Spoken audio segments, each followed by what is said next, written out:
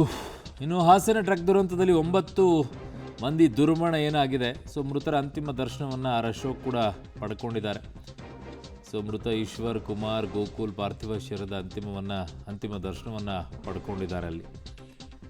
So ಮೃತರ ಕುಟುಂಬಸ್ಥರಿಗೆ ಸಾಂತ್ವನವನ್ನು ವಿಪಕ್ಷ ನಾಯಕ ಅಶೋಕ್ ಅವರು ಹೇಳಿದ್ದಾರೆ. ಯಾರೇ ಸಾಂತ್ವನ ಹೇಳಿದರೂ ಕೂಡ ಕಳ್ಕೊಂಡಿರುವಂಥ ಮಕ್ಕಳನ್ನಂತೂ ಅವ್ರಿಗೆ ವಾಪಸ್ ಸಿಗೋದಿಲ್ಲ. ಬಟ್ ನೀವು ಎಷ್ಟೇ ಸಮಾಧಾನ ಮಾಡಿದ್ರು ಅದಕ್ಕೆ ಸಮಾಧಾನ ಆಗೋದಿಲ್ಲ. ಅವ್ರಿಗೆ ಅವರೇ ಸಮಾಧಾನ ಮಾಡ್ಕೋಬೇಕು. ಅದು ಹೆಂಗಾಗುತ್ತೋ ಗೊತ್ತಿಲ್ಲ, ಭಾಳ ಕಷ್ಟ.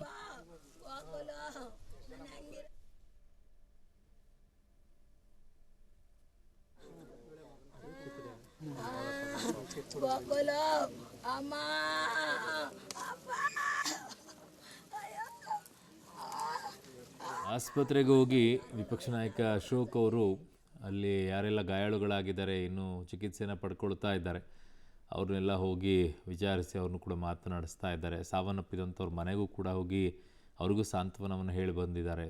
ಕಷ್ಟ ಆ ಥರ ಹೋಗಿ ಸಾಂತ್ವನ ಹೇಳೋದಿದೆಯಲ್ಲ, ಭಾಳ ಕಷ್ಟ ಅದು. ಇಂಥ ಸಂದರ್ಭಗಳಲ್ಲಿ ಸಿಕ್ಕಾಪಟ್ಟೆ ಅವ್ರಿಗೆ ಸಮಾಧಾನ ಮಾಡುವಂಥದ್ದು ಇದೆಯಲ್ಲ, ಭಾಳ ಕಷ್ಟ. ಅದೊಂಥರ ಆಮೇಲೆ ಏನಾಗ್ಬಿಡುತ್ತೆ, ಆ ನೋವನ್ನು ಮತ್ತೆ ಪದೇ ಕೆಣಕಿ ಮತ್ತೊಂದಿಷ್ಟು ನೋವು ಮಾಡುವಂಥದ್ದು ಅನಿಸ್ಬಿಡುತ್ತೆ.